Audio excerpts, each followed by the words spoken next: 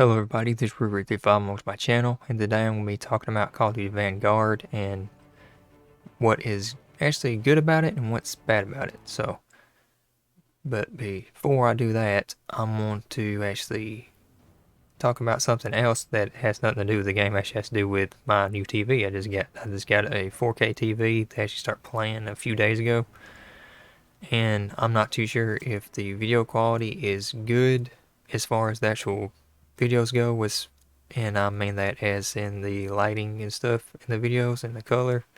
So please let me know in the comments if you see any problems with it being too bright, too dark, too colorful, because it's hard to tell because the colors on this TV is different than my last TV. And also another thing besides that is just I use OBS the same as pretty much everybody else to record with, and OBS makes everything way darker than it normally looks any other time. So I think it may be OBS just making everything super dark, but I'm not too sure, so please let me know in the comments about that.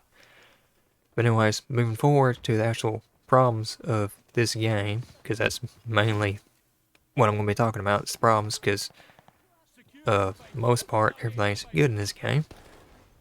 One of the problems that people are having is the aiming mechanics. The aiming mechanics in this game is actually pretty good aiming mechanics. I mean, it's like Modern Warfare. If you play Modern Warfare and you like the Modern Warfare aiming mechanics, which in my opinion is the best aiming mechanics ever been made for a Call of Duty game, is actually really good aiming mechanics. The only problem is they did something I'm pretty sure of that they did with Call of Duty World War II, which was something that was not great to do in this game.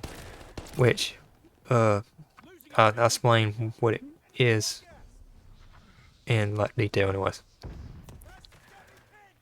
During the time of Call of Duty World War II, there's a historian that they had who basically explained to them that if you're holding a weapon in real life, you're going to sway randomly. You're not going to do like a pattern, so like a figure 8 pattern when you're swaying with like a weapon and stuff like that. And that's where the whole gun sway comes into play with like Call of Duty games. For a lot of Call of Duty games, it's always been like a figure 8 pattern or something like that. It's always been the same every single time. With War 2 again, it was random. It wasn't actually just a pattern the whole entire time.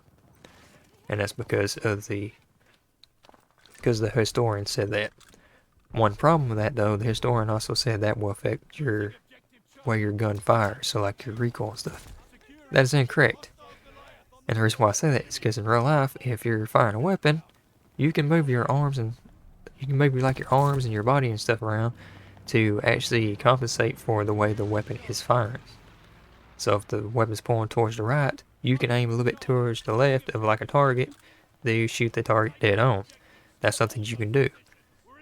With the way Call of Duty World War II was set up, the weapon sway will control your actual recoil of your weapon. So 1 second you're firing towards the right, next second you're firing towards the left, and it's causing major problems with your actual weapon.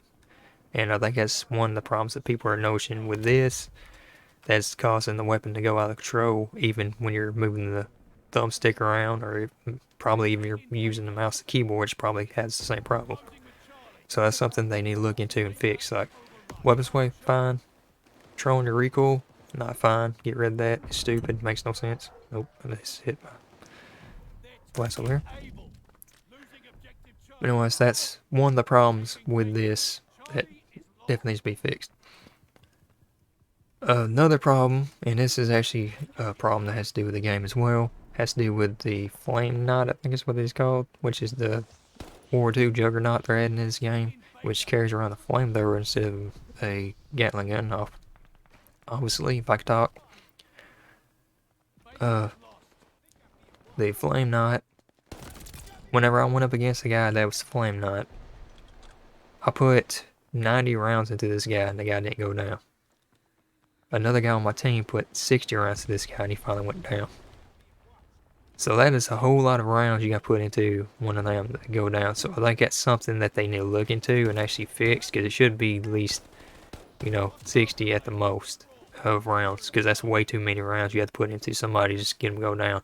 Because that person, even with them being somewhat slow, they're still able to run around the map and just take people out. even if the people's not even in range, because that's one of the problems right now when I get it's a beta, you know, obviously, is going to have some issues. But whenever people are able to run around with like a flamethrower and catch people on fire who's not even anywhere in the vicinity of the flames, that's a little bit of a problem there. Like it's the hitboxes is just a little too large for the actual flames themselves. So something needs to be adjusted not only with the health but also with the flames, obviously. But moving forward, besides that, the number one problem with the game, and this is pretty much the last actual major problem with the game, because most part it's just, you know, problems with the game being just a beta right now, because that's what I've been playing is the beta. I haven't been playing any of the other times, because I'm playing on Xbox. The number one problem, anyways, with the game is just people in general. I played, well, TDM at first. People don't want to work together or take out the enemy. They want to camp. Then I played Kill Confirm. Same thing. I played Domination, which is what I've been playing mostly. People, still, the exact same thing. Don't want to do nothing. Want to sit there, hide in corners, do not want to kill nobody, do not want to play the objective. I mean, there might be a few people wanting to kill people, but for the most part, they just want to sit there in corners and not play the objective at all. So it's me by myself going around trying to play the objective and take out people so they won't capture points. And it's really stupid. Like, it's something that, I mean, literally the other day when I was playing, I played probably like 5 or 6 matches in a row and lost every single one of them because none of my team was doing anything. And by the last one, I just give up even trying because nobody was capturing any points, and it was like, yeah, we done lost by we done lost by like a large margin already. There's no way we can pull it back, not with how much points I had, because it was almost to the end, almost won it already. So I just got up in the building, changed to like a Mosin in my loadout, and started sniping people. They was running around the map trying to capture points on the enemy team, because my team was basically doing nothing. And I can always say that because a lot of people didn't even have like a single capture on their thing, like on the actual scoreboard or leaderboard, however you want to put it. They didn't have it on there at all. So that's kind of like some of the problems with it. Like they need to fix people where they can't camp or give penalties for camping. So like if you sit in the corner for way too long, or in a like little tiny area for way too long, you lose points for your team or something like that. They need to add stuff like that, as well as kicking people who just don't want to do anything. Like if you're sitting there in your corner the whole time out, and they be kicked. Because I seen somebody the other day when I was playing, they physically stopped playing the game. It was just sitting over the corner of their character. They were still in the game, but they wasn't doing nothing. And that's so dumb. Because I ended up dying because that person wasn't moving. Because there's an enemy right in front of that person. I was like, oh, my teammates over here, they're capturing the point. Nope. They're sitting in the corner. That's all they was doing. So I ended up dying because I'm not doing that. Oh, and there's some other problems too. I'm gonna mention real quick. Besides just people in general not doing that. I mean, another thing, I'm pretty sure I already come across some hackers in the game, even though it's a beta. I think there's already people starting to hack because it's made in the exact same engine as Modern Warfare. So I think there is some people who's already implemented hacks for the beta. I'm not entirely sure, but I think that may be the case. So there's that. But besides that, I'm trying to think what it was.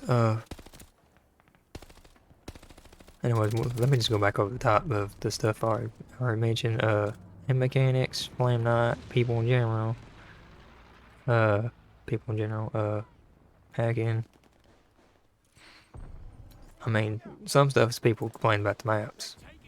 People talk about how the maps wasn't great as far as a lot of them. So I actually like all the maps except for one. I mean, I like it okay. It has to do with people camping again. It has to do with just people not wanting to move, which is the island map, which is off in the Pacific. is that map where it's raining and stuff. I can't remember the name of the map because it's new and also it's a weird name, so I really can't remember weird names. I can remember normal names a lot better than weird names, like Hotel Royale. Remember that. Eagle's Nest, I can remember that except I know Eagle's Nest. Uh, Red Star, I can remember that. Stuff like that. It's real easy to remember, but certain stuff's not easy to remember, especially when it's a weird name. But that's actually a real island off in the Pacific Ocean that was used during World War II. So that's the reason why it's added into the game as a map. But that's more of the problems with the game. But I mean, for the most part, I guess I just say, because I mean, I can't honestly remember every little thing that's in this game, every little detail, every little problem right now. The game is actually just really good. I mean, it has a lot of potential, and I know whenever the game finally gets released, it's going to be a really good game, and it's not going to be a major problem. At least I'm hoping anyways. I mean, that's pretty much all I can say about it now, so anyways, I think I'm just going to leave this here as far as the video goes, and hopefully you understand what I'm saying, and if you agree with me on certain stuff, just let me know in the comments, because I mean, this is just me rambling on at this point, because I mean, I really don't know what to say, except for the stuff that I've seen, and like I said, it's just a good game, so anyways, that's it for the video, so thanks for watching, I hope you enjoyed, and I'll see y'all later.